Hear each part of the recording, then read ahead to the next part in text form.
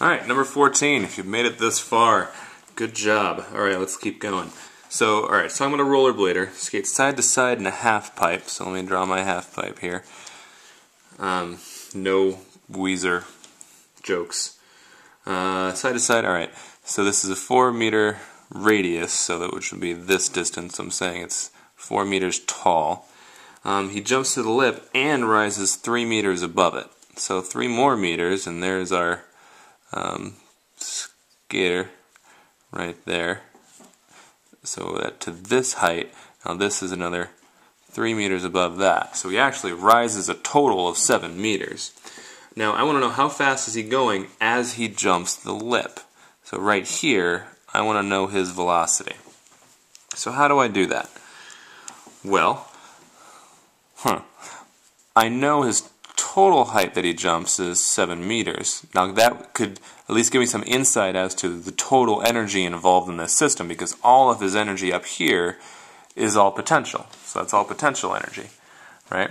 So if that's all potential energy, PE is equal to mgh.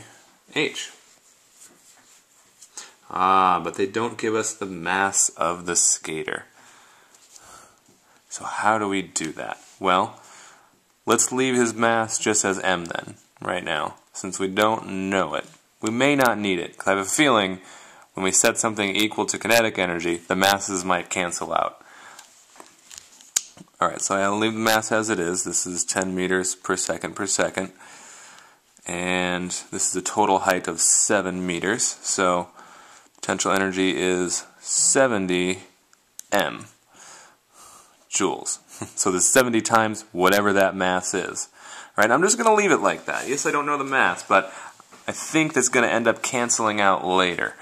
So I'm just going to leave it like that, and we'll run with it. So that's the total energy in the system, 70 m. You can consider it's an unknown. You consider it 70x right now, 70z. It doesn't matter what you call it. I'm keeping it m to remind me it's mass that I'm dealing with. So total energy in the system. Now when he's part way up the lip of the half pipe here, he's used up some of that potential. He's gained some potential already, and the rest of it is still kinetic. So he hasn't converted all of it yet. So at that point, he has a mix of, I'm going to run off the edge of the page here. He has a mix of kinetic energy and potential energy. Right? Now we can find the potential energy fairly easily. So we want the kinetic energy to be equal to that, and it has to be equal to our total energy here, which is we found here is equal to 70 times the mass joules, so 70 m joules, since all the potential is up here. All right, so that has to be equal to our total energy at all points, and actually this is true of all points at this on this half pipe. So if this is true, well, let's start plugging in what we know. Kinetic energy is 1/2 mv squared. There's the v we're going to try to solve for. Potential energy is mgh. I'm going to do this as I'm going to call this h1, and I'm going to call the whole height h2, because I need to separate these. So really, up here I should have put h2, and here I'm going to put h1, just so to not confuse the two. My total energy I've already found, because I found the total energy before, is 70 m joules. Now here is where the mass doesn't even matter, because I have mass in this term, I have mass in this term, and I have mass in this term, 70 times m, right? Had you wanted to, you could have left this as mgh2, the total energy, and then solved for everything. That would have been fine. But because I have mass in every single term, I'm going to divide by mass. But again, if I divide, I have to divide everything by mass, and everything cancels out. Doesn't even matter how much mass he has. This would be true of any skater on any board. Doesn't matter. Okay, so that brings me down to, let's simplify, half v squared plus g times h1 plus 70 is equal to 70 joules. Right? All these are values I know, but I'm still going to rearrange it before I start plugging in. So I'm going to subtract gh1 from both sides, minus gh1 minus gh1. Scoot the camera down so you can see everything else that I'm doing. Oop, I'm at the edge of the table. I gotta scoot everything up. Right? Okay. So minus gh1. That gives me, that cancels these out. That gives me 1/2 V squared equal to 70 joules minus GH1. I have a half here, so I'm going to multiply by 2. But if I multiply by 2, I've got to multiply this whole side by 2. That'll cancel out this half. So V squared is equal to 70 joules minus, I'm going to start plugging stuff in. Acceleration due to gravity is 10 meters per second per second. The height 1, we were talking about here. Height 1 was only 4 meters. Okay, so I'm going to plug in 4 meters because that's where we want to find the velocity. I'm going to actually make these brackets. If I have parentheses within parentheses, I usually try to show brackets so I don't get confused as to where those parentheses end, because all of this is multiplied by that 2 to get rid of the half that we had to. Okay, so let me calculate this before I start taking square roots, because again that gives me V squared, so I need to do something else to it in the end. But before I do that, alright, 70 joules minus 4 times this minus 40 meters squared per second squared.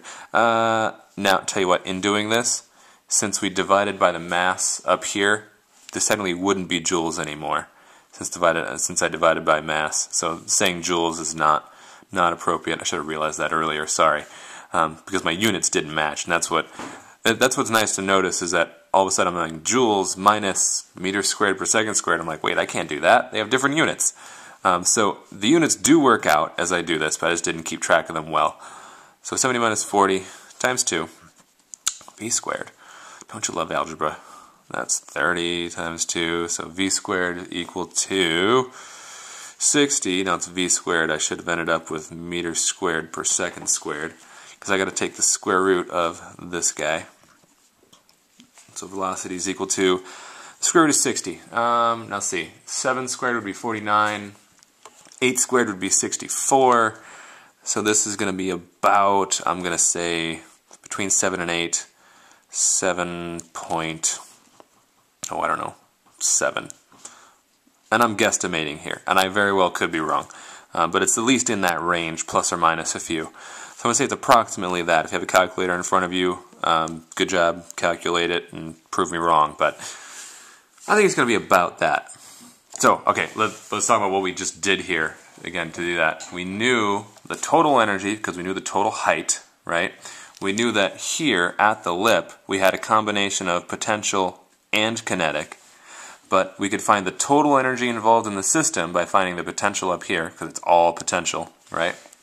So we found that to be 70 times whatever the mass was, and then just said, okay, at this point, that total energy, which was 70 times whatever the mass was a combination of kinetic and potential. And the kinetic has that velocity that I'm trying to solve for, 1/2 mv squared plus mgh, kinetic with a new h at that 4 meter height, is equal to our total energy, or the potential energy at the top, mgh2 if you wanted to do it that way. But after that, it's just a whole bunch of algebra as you just isolate v and solve for it. So that's the first part. Then they say, alright, well, actually this video is kind of long, so I'm going to break this into 2 and do the second part in a different video.